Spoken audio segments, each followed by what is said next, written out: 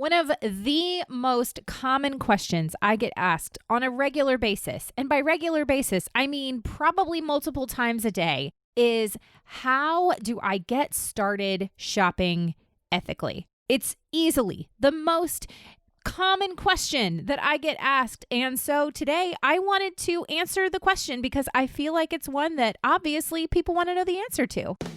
Welcome to Business with Purpose. I'm your host, Molly Stillman of Still Being Molly, and this show is all about bringing you the stories behind the brands, companies, and small businesses that are changing the world. Now, normally each week I interview someone like an entrepreneur, CEO, nonprofit director, community leader, or just an incredible person who is trying to make a positive impact, not only with their personal life, but also with their career. My goal is to show you that no matter what you do for a living, you can make an impact wherever you are. But this week, this is episode 210, which means it's time for another solo episode. And so you just got me today, but hey, it is going to be a great episode because I actually got questions submitted from you to answer on this show. But before we get into the episode, I want to thank another one of our sponsors of the show, and that is Simple Switch. Actually, Rachel Coyce, the founder of Simple Switch, was on the show back in the spring, so you may remember her. And I wanted her to actually tell you a little bit about what makes Simple Switch so incredibly awesome. Thanks, Molly. Thanks for letting me hop in on this episode really quick. We're an online marketplace for positive impact purchasing. So kind of a similar model to Amazon where you can shop online for things that you actually need. So like toilet paper all the way up to nice gifts like jewelry or electronics. But every single product has some sort of environmental or social impact. So I'm really passionate about the change that we can make just with our everyday shopping, as I know you are from all your amazing episodes on this show. And we'd love to offer a discount to your listeners because I know you guys are the exact right people for our marketplace. So if you go on simpleswitch.org and use the coupon code Purchase with Purpose, you'll get 20% off your first order. And that can be a cart that includes all your day-to-day needs, gifts, things you need for next year. We can't wait to see you there. Thank you so much, Rachel. And also, did you know that I have an ethical brand directory? That's actually what Chelsea used to start finding products for her boutique almost 4 years ago. And now Ama's Oma carries over 50 intentionally sourced brands and is the perfect one-stop shop for all of your gift-giving needs. And as a thank you to the Still Being Molly and Business with Purpose podcast community, she is offering 20% off with the code SHOPWITHMolly, and you can head to shopwithmolly.com for all the details.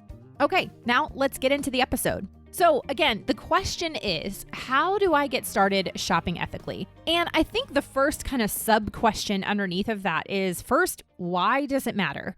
Now, obviously, this is something I have talked about ad nauseum on this show, so I'm not going to go too deep into this, but just understanding that there is a purpose behind all of this, that we're not just talking about shopping ethically and purchasing from brands and companies and small businesses that are manufacturing their goods in an ethical way or that have fair trade principles or are environmentally conscious companies. It's not just to do it because it's cool, it's to do it because it really does make a difference. If anything, comes out of this show, one of the things that I hope resonates with you is understanding that when you buy from a company like a fair trade company or a small business, you really are making an actual difference. If you're purchasing a pair of earrings from a fair trade company, like one purchase of a pair of earrings might be worth 10 hours of dignified work. Or a pair of shoes from a company like the Root Collective could provide, 2 to 3 days of dignified work. And so every single time you're making that purchase, you really are directly impacting a life. And you're also telling companies that this is something that matters. Money talks. So that's the thing that I just really want to drive home first and foremost. Now, a couple other questions, and a lot of these questions that I'm going to answer don't necessarily need to be, in a particular order, but I just want to address them because I know that a lot of these questions come up. And another one of the first questions I get is, okay, well, do I need to get rid of all my stuff? And the answer is definitely no.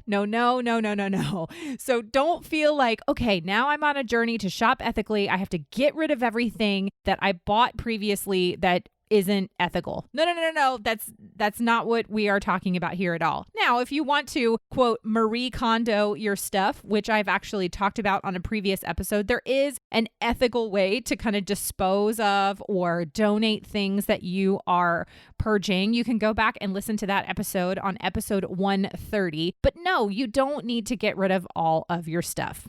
Now, another question that I got repeatedly from quite a few people, and that is, which category is, quote, most effective? Or is there a particular item that maybe has a bigger or better impact than others? So is it better to start with ethical denim versus ethical jewelry? And to be honest, there's kind of a couple ways to look at this. And so maybe yes, there is. But at the end of the day, I think it's really more about intentional little by little choices and understanding maybe what your morals and your values add up to. So for example, if you're somebody who is just really, you want to shop ethically, but you're also really environmentally conscious. And so you want to think about the type of product that you could, kind of switch out in your life or shop ethically for that has, a better impact on the environment. I think ethical denim is probably a great place to start. Denim, the making of denim can be incredibly polluting. I don't even know if that's the right word to say. You know what I mean? It's the type of thing that can be very environmentally harmful. And so maybe shopping for ethical denim is a better place to start. For me, one of the biggest things for me early on was just looking at companies that were making a difference in the area of human trafficking. Human trafficking is obviously an issue that I have been very passionate about for a very long time, years and years and years, since 2011. And so for me, I actually started with companies that were directly working with human trafficking overcomers and working to combat human trafficking in that way. So I think that for you just kind of have to figure out what is an area that you really care about. What is a topic that you want to really tackle? Also, another thing could be if there is maybe a product that you buy a lot of and you want to just maybe start with that product. So I always kind of use this example, like if you have a shoe thing, if you really love shoes, maybe you just change out the types of shoes that you buy and the companies that you buy shoes from. Or if you really are big into jewelry and accessories, buying from ethical jewelry and accessory companies. Or it could be beauty and skincare and changing out your beauty and skincare, not just for the environmental impact, but, also for, companies that have better ingredients in their products that are better for your skin and your overall wellness. So again, it's a topic that I think you're really going to have to kind of come to terms with on your own. But if I were to say, is ethical denim has a better impact on the environment than, say, ethical jewelry? Probably. So I hope that answers your question. Now, the next question that I get a lot when it comes to this is talking about shopping ethically on a budget. Now, I'm not going to go into the details of this either because I have another podcast episode on this one, actually episode 120, which is all about tips for shopping ethically on a budget. So the short answer, though, is yes, you can shop ethically even on a budget. In fact, shopping secondhand is arguably the most ethical way to shop, and it's the most affordable. So there really is a way for every single person to shop ethically. It does not matter what your budget is, you can shop ethically. Another question that I got a lot is, how do I know if a brand is ethical? Or is there a way to really make sure that the brand is ethical that I am shopping with and they're not just greenwashing? Well, I hate to refer to another previous episode, but episode 110 of the podcast also goes really deep into this topic, all around how you can tell if a brand is ethical and if they're not just greenwashing. But when in doubt, always contact the company, reach out and ask them very specific questions. Ask them if they have a third-party auditor that, if they do manufacture overseas in China or somewhere else, ask them, what kinds of auditing that they do of their factories. Do they work with a RAP certified factory? Do they work with certified organic materials? Do they monitor where they are sourcing their materials from? Are they checking their supply chains? There's a bunch of different things very specifically that you can ask companies. And if they can't give you a definitive answer, then that's a little bit of a red flag. But again, you can go back to episode 110 to hear all of the different ways that I have kind of given you some tools and resources for how to know if a brand is ethical. But yes, there are definitely ways. Are there going to be brands that greenwash and lie? Yes, there are. Can you do your due diligence to maybe not shop with them? Yes. Will we make mistakes? Yes. But guys, this is about grace, not perfection. Progress, not perfection. Little by little, these choices really do add up. Okay, the next question that I got is, how do I get my family or my husband on board? This was one that came up a lot. Now, I have 2 young kids, and I obviously am married to my awesome husband, John. And my husband and I have actually talked about this on, I believe it was either episode 100 or maybe even episode 200 that we talked about this. But the long and the short of it is it's something that I have talked about so much, and I have so many conversations with him about that he understands why I am passionate about it. Is my husband as passionate about it as I am? Certainly not. Certainly not. But he also has very different buying habits than I do. He still has shirts in his closet from like high school. So actually, he has a shirt that he wears to work out sometimes that is from when he was like a kid.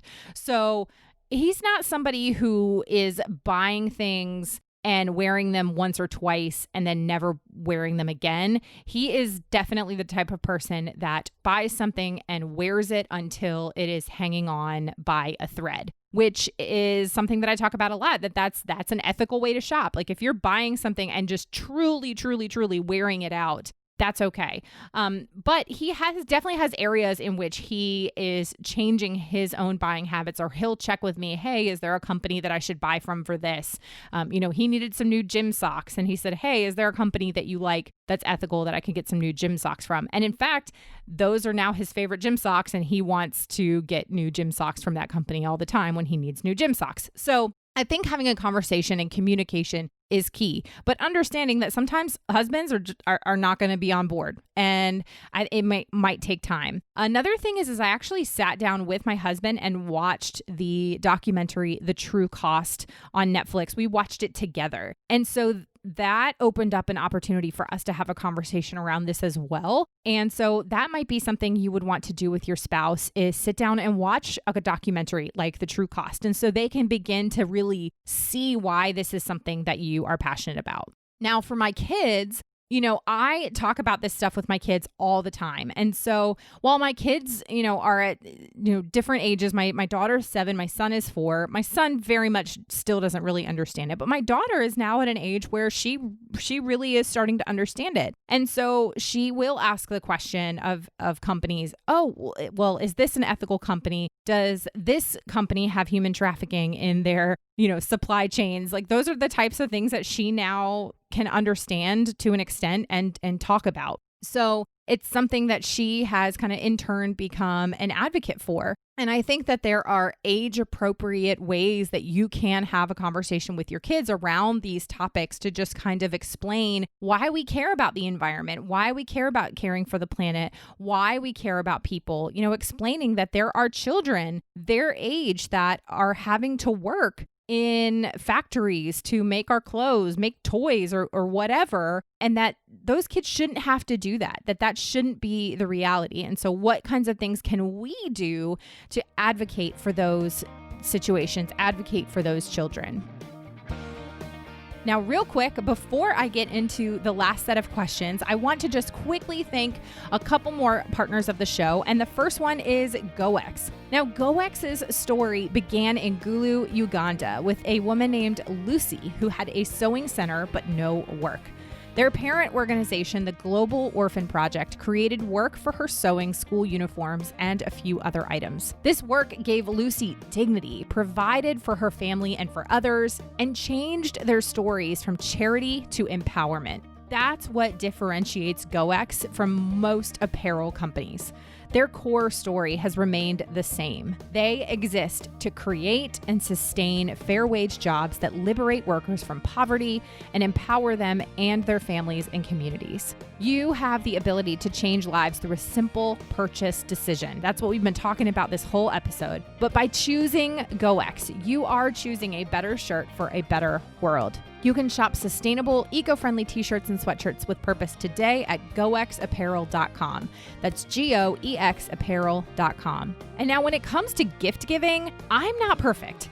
But I really do try my best to give gifts that my friends and family love, as well as empowers the person who made that item. Another one of our sponsors makes gift giving easy, and that is the Lemonade Boutique. The Lemonade Boutique stocks fun and meaningful gifts that also give back. Each purchase empowers the artisan who made it to take life's lemons and make lemonade. You can shop at thelemonadeboutique.com, and the listeners of the Business with Purpose podcast can save 15% by using the code PURPOSE15 at checkout. Okay, now back to the questions. Now, this question I thought was kind of related to that how do I get my family on board question, but it was specifically for teenagers. Now, I don't have a teenager, so I actually reached out to a friend of mine who has a teenager she's an amazing, amazing teenager, and she is the type of young woman that I hope my daughter grows up to be like.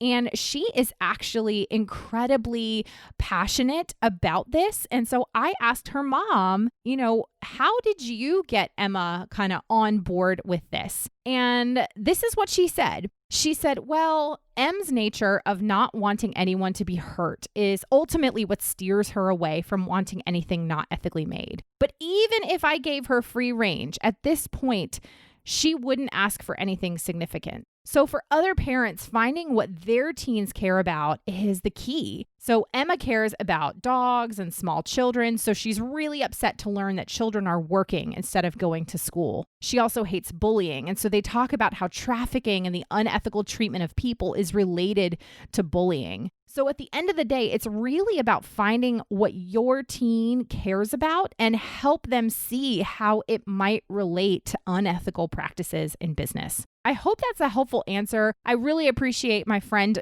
for answering that for me because she's raised her daughter to really have this passion. And so I hope that is helpful. Okay, the next question is kind of a unique one. And I'm going to kind of summarize it because it was a little bit longer than this. But essentially what she was asking was, she likes to wait to shop ethical companies when they run sales. But then she started to feel guilty because she felt like if she was waiting till the company ran a sale, that, somebody was eating the cost. And so she said, well, is it really ethical if I'm waiting to shop an ethical company only when they run sales? And to be honest, there are probably going to be a variety of opinions on this. But in general, I would say no. And a lot of times brands, especially ethical brands that run sales, they run them at very specific times. And it's typically to clear out previous seasons or older products that they need to clear out in order to make room for new products.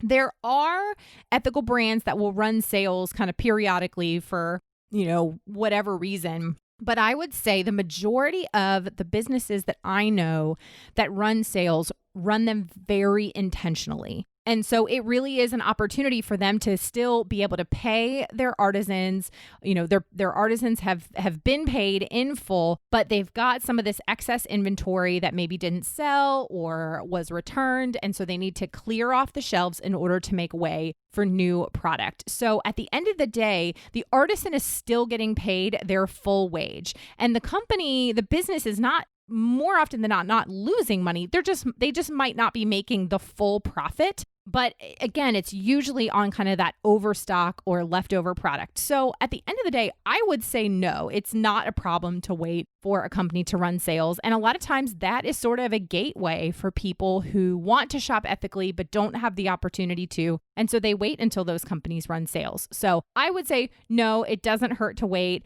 and don't feel bad about waiting. Now, the last two questions were asked really specifically of me. And the first one was, how long did it take you to transition to shopping ethically? Now, I've talked about this a lot before too. And the fact is that I started this process back in 2011, and slowly, bit by bit, I started to change my buying habits. And so this has been a 9-year process. So I share that because this is not something that I overhauled overnight. This is not something that I just poof became an expert at. It is something that for the past 9 years, I'm constantly learning. I'm changing, I'm adjusting. There are some areas I give myself grace on. There are some areas that I won't budge on. So it's become a process for me. So don't feel like you have to change everything overnight, learn everything overnight. It really can be a little by little, progress type situation where you're making intentional choices on a daily basis. And that leads me to the next to last question, and that is, do you always shop ethically for everything? And the answer is, of course not. I mean, are there people that do? I'm sure, but that would be very difficult to 100% of the time make sure the company I'm buying from is ethical. It's just not always possible. Sadly, that's just the reality. Now, I would love to one day get to the point where, yes, it's always possible. If I can't buy it from an ethical company, I try to buy it secondhand and vice versa. And then, then I'll maybe, okay, well, if I can't find it secondhand, I can't buy it from, an ethical company, then maybe is there sort of, a small business locally I can buy it from? Or is there's kind of a, quote, the lesser of the evils, sort of choice. And I say this all the time too. I love me some Target, and Target has actually made big strides. They've partnered with IJM, International Justice Mission, to work on eliminating labor trafficking in their communities. They've started supplying from a ton of ethical brands. They have their fair trade denim line. So Target's a great kind of, next option if you haven't been able to find it from a small business or secondhand, so on and so forth. And then, sometimes there's maybe not an ethical option. For example, my daughter just turned 7, and this is the year that she is obsessed with all things Barbie. She wants all things Barbie. She is obsessed with Barbies. And yes, I was able to find some stuff on, secondhand or eBay, but also at the same time, like, she loves Barbies and she's going to play with these Barbies until their legs fall off. And so, I didn't feel bad about getting her the Barbie camper that I know she is going to play with for years and years and years to come. So it's all about progress, not perfection, giving ourselves grace. And, I am not by any means somebody who judges somebody if you buy from a company. I just make the choices that I feel are right for me and my family. And my goal is just kind of in sharing this information so that other people can do the same and make the choices that are right for them and their family. Okay, and last but certainly not least are just some additional resources to kind of continue on this journey. Obviously, you can follow along on my blog and on my social media. I'm at Still Being Molly and at Business with Purpose Podcast on all social media networks. And you can go to stillbeingmolly.com. And even on stillbeingmolly.com, you can find my ethical brand directory, which has over 450, almost 500 different ethical brands in all kinds of categories, from everything from home decor to clothing to, children to toys to basically you name it, it's on there. And you can join my Purchase with Purpose Facebook group. I will make sure to have the link in the show notes, but I think you can just search Purchase with Purpose on Facebook and join the Facebook group. That's another just great online community where people are having conversations around this topic, asking and answering questions about where they shop and things like that. Also, I share articles I come across. I follow a lot of publications that write around these topics. So things like Fashion Revolution, Freedom United, and similar organizations that are covering issues related to shopping ethically and kind of purchasing with purpose. So I try to just be a general resource of information for you so that if you do have a question, there is an answer. So I just want to thank you for listening to this solo episode of the Business with Purpose podcast. If you learned something, I would love to know what you learned. So please let me know on social media. Again, you can find me at Still Being Molly or at Business with Purpose Podcast on Instagram or Facebook. And you can use that hashtag Business with Purpose Podcast. Again, thank you for listening to this week's episode. Now, if you are a first-time listener, welcome. Be sure to check out the archives for past shows featuring amazing entrepreneurs and business owners who are literally changing the world with their businesses. And if you're a regular listener of the show, thank you for tuning in and week out, and thank you for your support. Be sure to head on over to Apple Podcasts, Spotify, Google Play, Radio Public, or wherever you listen to podcasts and click that subscribe button. Clicking that button helps to make sure you never miss a new episode of the show. And while you're there, would you mind taking a moment to leave a review? Leaving a review helps me to know what you're liking and how the show is personally impacting you. This show is produced by the incredible team at Third Wheel Media. Thank you so much for listening. Now go do something good with purpose on purpose.